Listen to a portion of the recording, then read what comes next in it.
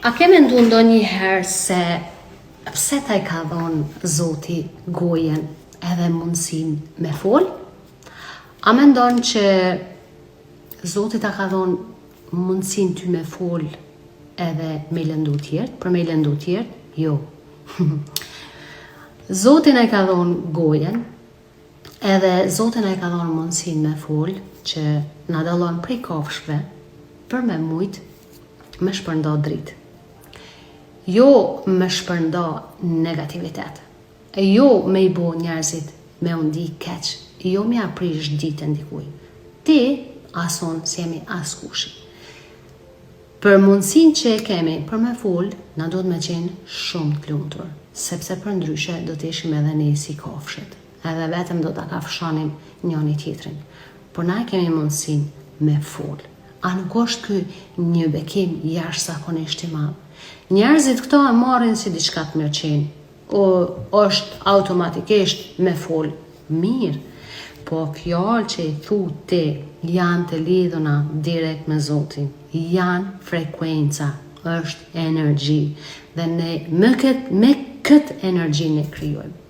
Me këtë energji, me këto fjalë, me këto frekuenca që dalin janë si melodi, ne ose ndërtojmë diçka të bukur, ose shkatërrojmë diçka. Dhe këtu ndodh pikërisht ajo keq kuptimi më I madh që ekziston, sepse njerëzit thjesht flasin. Njerëzit nuk kanë fare lidhje as se si me komuniku me njëri tjetrin. Nuk është fjala vetëm fjalë që e flasim, lëre që e flasim atë që e flasim, por edhe mënyra me cilin ton e thojmë, e qesim jashtë ka shumë rëndësi. Nëse une thonë për shembull ty, bima një gotë ujë, çfarë energjie, si ndihesh ti në atë moment? Por nëse une thonë, bima një gotë ujë të lutem, si është kjo? Po a dini ku qëndron problemi? Nëse dikush të pyet ty, bima një gotë, ma sjell një gotë ujë të lutem, ne e marrim atë njeri si diçka dot, si diçka, çka është kjo? Por nëse dikush të vërtet thot, sjell ma një gotë ujë, atëherë ty ta krijon një farë lloj frike. E ne njerëzit duam frikë, për fat keq. Për kurse kishim mujt të gjithë me bashkëpunu, me bashkëjetu në këtë botë, me frekuencat dashurie dhe jo me frekuencat frikës. Çdo fjalë që ne flasim, ne jemi duke kriju me të.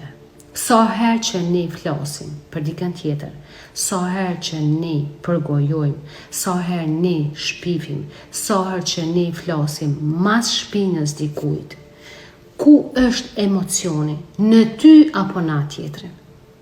A je tu e pa dallimin? Ai tjetri që je duke fol keq për atë, je vetëm duke e fuqizu atë, sepse energjia jote dhe mendja jote është aty.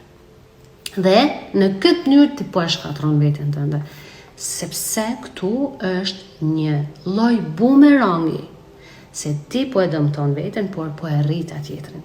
Kjo është ajo që kanë thonë që po e pin helmin vet dhe po pret me vdek ai tjetri. Në këtë mënyrë funksionon.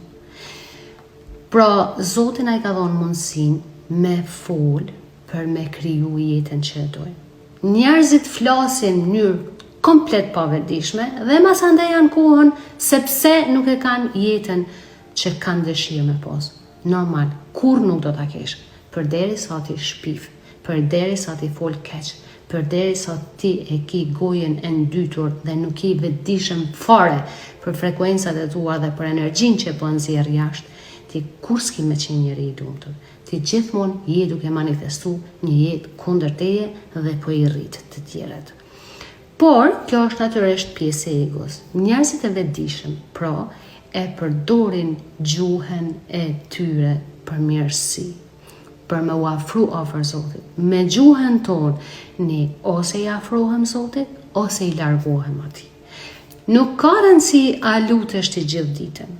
Nuk ka rëndësi a shkruan ti metoda a teknikat ndryshme. Absolut nuk ka rëndësi. Rëndësi ka që kanë nxjerrë nga goja jote. Me cilat frekuenca. Muzika që i ndëgjojmë ne, a mendoni që janë thjesht muzikë? Jo, njerëz dashur. Çdo muzikë e ka një tekst. Edhe melodia muzikës, ajo neve është ka na krijon, është ka na programon. Janë frekuenca të duhura që thjesht ne me to manifestojmë. Pra, lutem, mbas kësaj video, vëzhgoje veten gjatë krejt ditës, qysh po flet. Okej, janë mësu njerëzit me shoh, me ofendu, me interpretu lidhje pa lidhje. Le ta bojnë gjithë, ti mos e bëj. Nuk është rastësi pse kanë njerëzit problemin familjet në shtëpitë e tyre. Nuk është, sepse është gjithçka frekuencë. Pra, mbajen mend edhe një herë, gjuha jote, ose është që pret si thika, ose është thjesht diçka e butë që sjell dritë në jetën tënde. Mbajen mend këtë, sepse gjithçka është frekuencë. Ne mund t'i gënjejmë njerëzit, por ne nuk mundemi kur ta gënjejmë fuqinë e Zotit, sepse gjuha pra dhe fjalët tona janë të kanalizuara me Zotin dhe me Krijuesin pra. Atëherë, Zoti na i dha gojen dhe fjalët për me i përdor për të mirën tonë dhe për të mirën e të tjerëve, sepse ne kemi obligim me shpërnda mirësi. Zoti nuk e ka sjell asnjërin këtë botë për me shkatru, por i ka sjell për me kriju, sepse ai krijon përmes neve, përmes njeriut. Dhe me këtë video pra, dua thjesht ta përcjell një mesazh tek ti dhe të çdo kush tjetër dhe që ta ndryshojmë botën. Thjesht bëhemi sparit dhe dishëm se çka po flasim, çka po nxjerrim nga goja, sepse ne duam ta ndryshojmë botën për të mirë dhe jo për të keq. Dhe bota fillon të ndryshoj pikërisht me fjalët.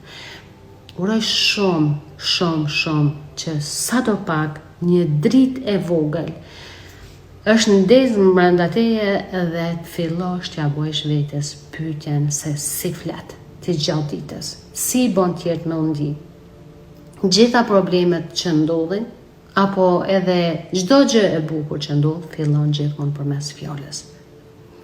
Sepse ne mendojmë fakt, por ne ti mundesh me mendu, por mundesh mos me fol, edhe nuk ndodh asnjë gjë. Por ne mendojmë dhe pastaj e flasim, e kur e flasim, atëherë ndodhin gjërat. Atëherë pra, mendoje mirë çka flet. Mos e nënvlerëso, sepse në këtë mënyrë ne ose po shkatrojmë botën, ose po e bojmë botën një mrekulli, një shtëpi të rehatshme ku ndihen gjithë mirë.